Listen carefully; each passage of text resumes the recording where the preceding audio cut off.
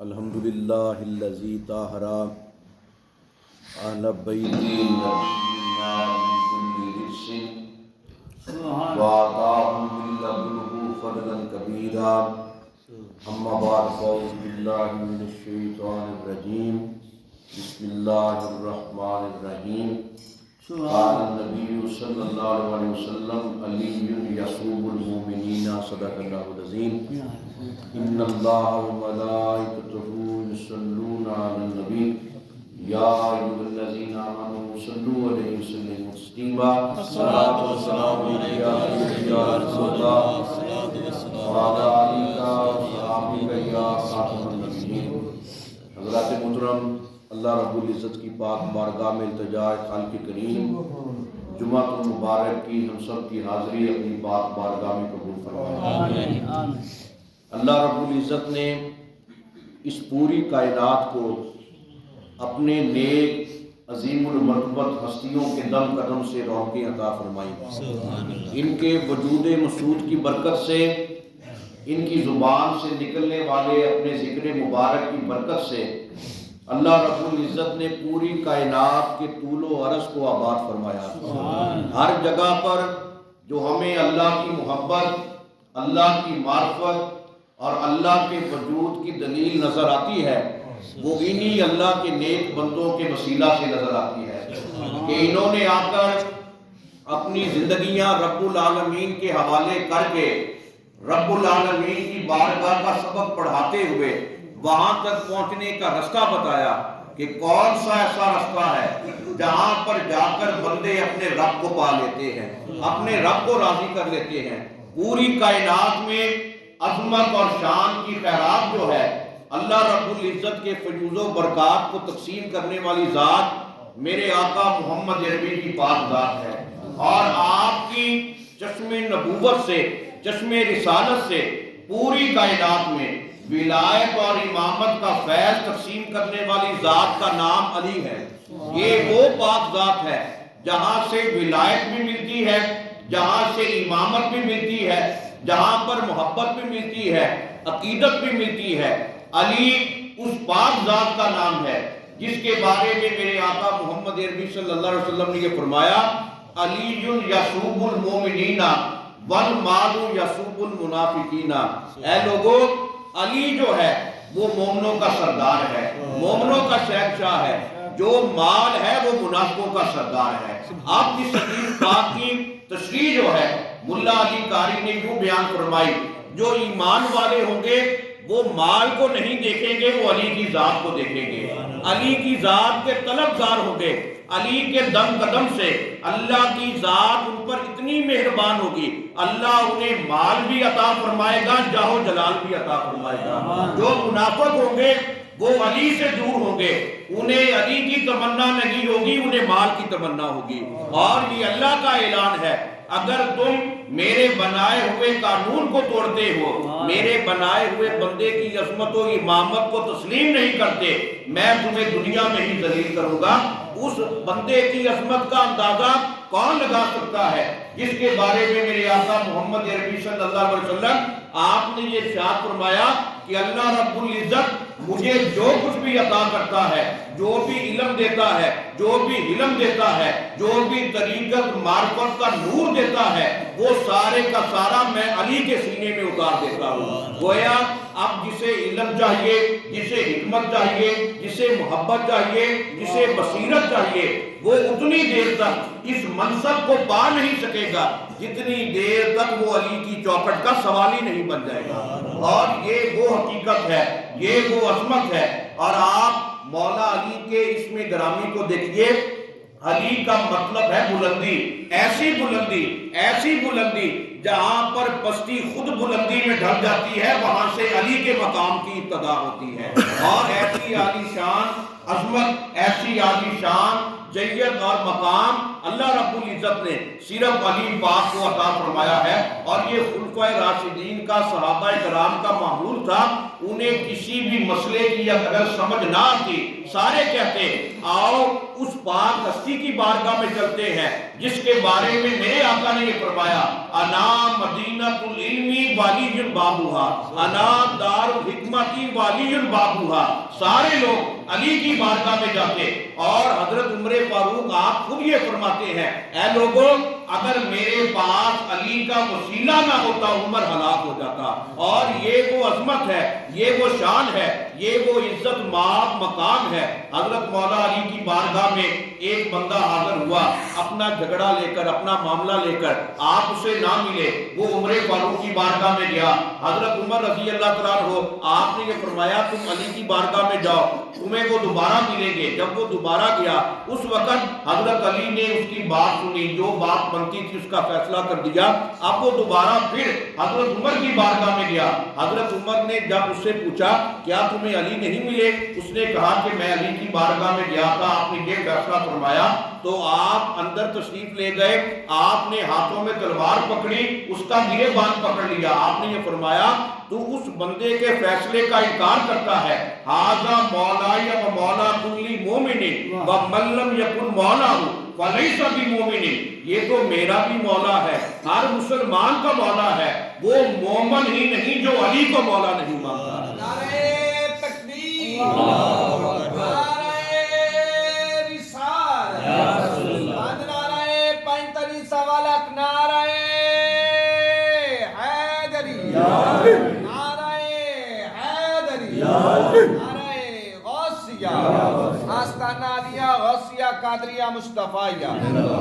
تو یہ حضرت عمر فاروق کا فیصلہ ہے کہ جو علی کو مولا نہیں مانتا وہ مومن ہی نہیں، وہ مسلمان ہی نہیں۔ گویا ولایت علی کا اقرار کرنا، علی کی امامت کو ماننا، یہ محمد عربی صلی اللہ علیہ وسلم کے امتی کی دلیل ہے، آپ کی عظمت اور شان کی گواہی دینے کی دلیل ہے۔ اور مولا علی پاک، آپ کا وجود پاک اس پوری امت کے لیے سب سے بڑی نعمت ہے، رحمت ہے، برکت ہے۔ اور میرے آقا صلی اللہ علیہ وسلم کے اصحاب علی کی عظمت کے خود گواہ ہیں کہ آپ نے خود یہ فرمایا کہ پوری کائنات میں اللہ رب العزت نے اگر شریعت اور طریقت کا علم عطا کیا ہے وہ علی کو عطا فرمایا ہے۔ آپ سے بڑھ کر پوری کائنات میں نہ کوئی طریقت کو جان سکتا ہے، نہ کوئی شریعت کو جان سکتا ہے، نہ کوئی معرفت کو جان سکتا ہے، اس لیے کہ علی جو ہے وہ اللہ کے راز کو بھی جاننے والا ہے، محمد عربی کے گداز کو بھی جاننے والا ہے۔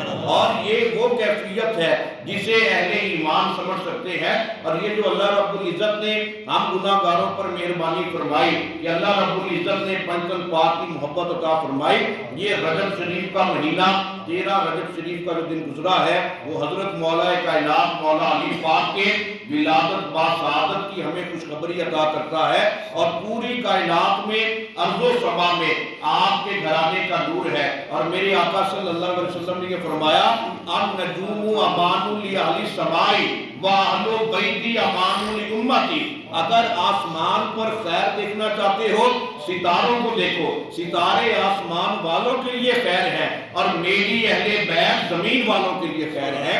زمین کا قائم رہنا، زمین کا آباد رہنا اتنی دیر تک ہے جتنی دیر تک پنجتن پاک کا ظہور کرسی ہے، اہل بیت کا وجود پاک یہاں پر موجود ہے۔ اور حضرت مولا علی آپ نے اپنی پوری حیات طیبہ ایسے ایسے عظیم المرتبت اور جلیل القدر منشور دنیا کو عطا فرمائے۔ آپ نے اپنے ایمان کی نعمت سے، عرفان اور وجدان کی دولت سے پوری کائنات میں آقا محمد عربی صلی اللہ علیہ وسلم کی محبت کا فیض ایسے بانٹا، ایسے تقسیم کیا۔ ایک مقام پر کوفے کی مرکزی جامعہ مسجد میں حضرت مولا علی تشریف فرما ہے، آپ نے خطبہ صادر فرمایا۔ اس وقت ایک غیر مسلم جو تھا وہ باہر کھڑا ہو گیا۔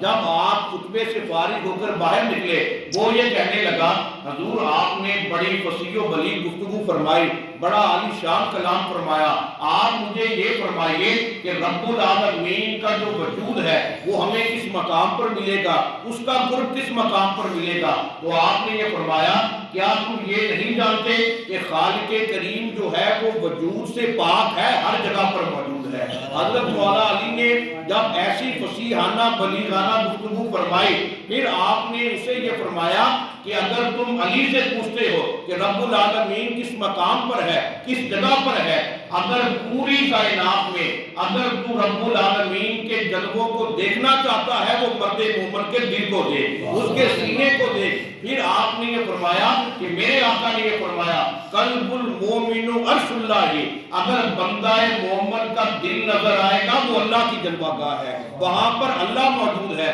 اللہ کا ظہور کرسی ہے۔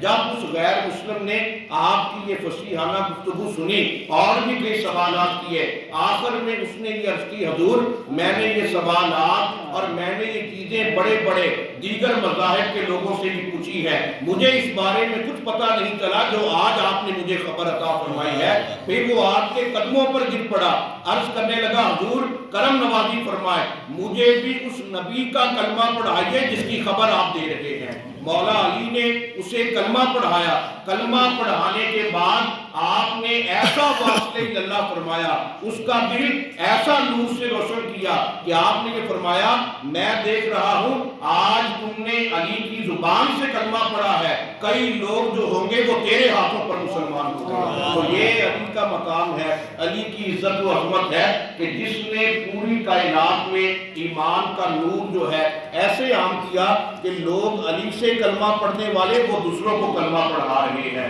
تو یہ علی کی محبت کا نور ہے کہ آپ نے پوری زندگی پوری کائنات میں ناطق قرآن بولتا ہوا قرآن کا عملی طور پر نمونہ اپنی ذات کو بنا کر پیش کیا۔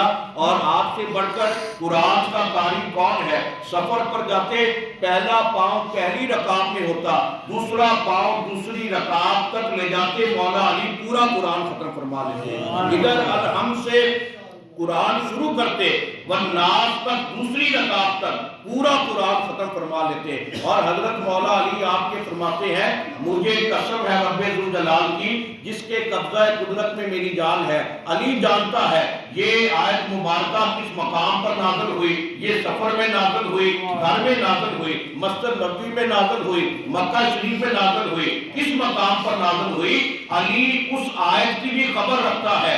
ادھر سے جبریل آیت لے کر رب العالمین کی بارگاہ سے محمد عربی کی بارگاہ میں آ رہے ہوتے تھے، میں جبریل کو آتا ہوا بھی دیکھتا تھا، قرآن لاتا ہوا بھی دیکھتا تھا۔ اب جو جبریل کو آتا ہوا بھی دیکھے، قرآن لاتا ہوا بھی دیکھے، میرے نبی کی بارگاہ میں پیش کرتا ہوا بھی دیکھے، اس کے علم کی عظمت کا مقام کیا ہوگا۔ اس لیے ہم خوش نصیب ہیں کہ اللہ رب العزت نے ہم سب کو اس پاک گھرانے کی محبت عطا فرمائی۔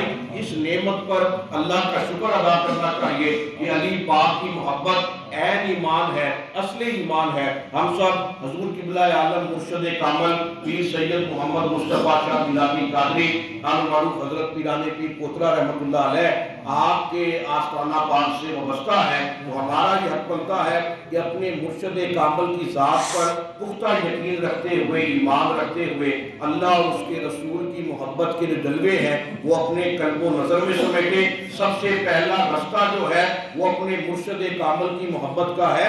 ہم یہ کہتے ہیں کہ فلاں اللہ کے ولی کا بڑا مقام ہے، بڑی اس کی دونوں طرف ہر جہاں میں ڈنکے بج رہے ہیں، یہ مقام ایسے نہیں ملتا۔ حضرت معین الدین چشتی اجمیری رحمۃ اللہ علیہ آپ خود یہ فرماتے ہیں کہ میں ایک مرتبہ حضرت خواجہ عثمان ہرمنی رحمۃ اللہ علیہ آپ کے ساتھ سفر میں تھا، شدید سردی کا عالم تھا، لمبا سفر تھا، میں نے اپنے ساتھ جو تھا وہ کچھ دودھ رکھ لیا کہ رستے میں جب بھی میرے مرشد کامل کوئی چیز مانگے کہ میں دودھ پیش کروں گا، لیکن آپ نے یہ سوچا کہ سردی کا عالم ہے، اب دودھ گرم کرنے کا انتظام کہاں پر ہوگا۔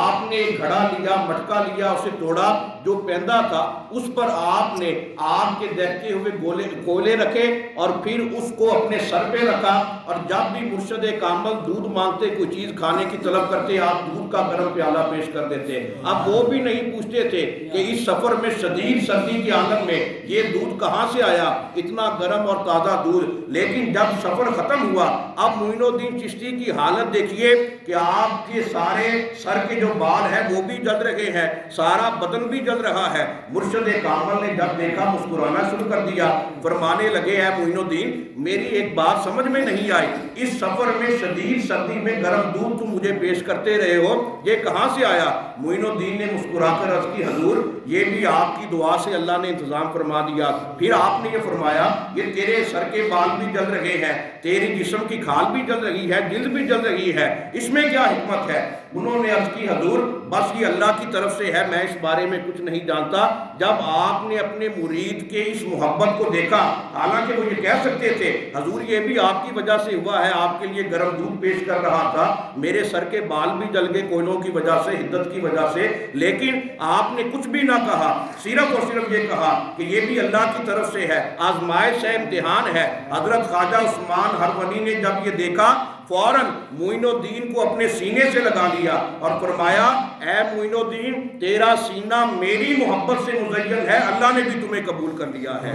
اب یہ مقام ایسے نہیں ملتا, اپنے آپ کو مٹانا پڑتا ہے, مرشد کی محبت کی آگ میں خود کو جلانا پڑتا ہے. جب بندہ جل جائے, اور پھر مولانا روم بھی یہ بیان کرتے ہیں سچا عاشق وہ ہوتا ہے جو محبوب کی محبت میں جلے لیکن جلنے کا شکوہ بھی نہ کرے, پھر وہ منزل کو پا لیتا ہے. جو جلے بھی جلنے کا شکوہ بھی کرے وہ منزل کو کیسے پا سکتا ہے؟ اس لیے اپنے آپ کو مٹا کر اپنے مرشد کی محبت میں ڈوب کر, اور ہم کتنے خوش نصیب ہیں, اللہ رب العزت نے پنجتن پاک کی محبت, قادری نسبت حضور غوث پاک کے گھرانے کی ہمیں عطا فرمائی ہے. تو اپنے مرشد کی اس نسبت پر اللہ کا شکر ادا کرنا چاہیے, اپنے گناہوں کی معافی مانگنی چاہیے. اللہ رب العزت کی پاک بارگاہ میں التجا ہے خالق کریم ہم سب کا خاتمہ ایمان پر فرمائے, مرشد کامل کا صدقہ ہم سب کے تمام گناہ معاف فرمائے, ہم سب کی توبہ قبول فرمائے. وما علینا الا البلاغ.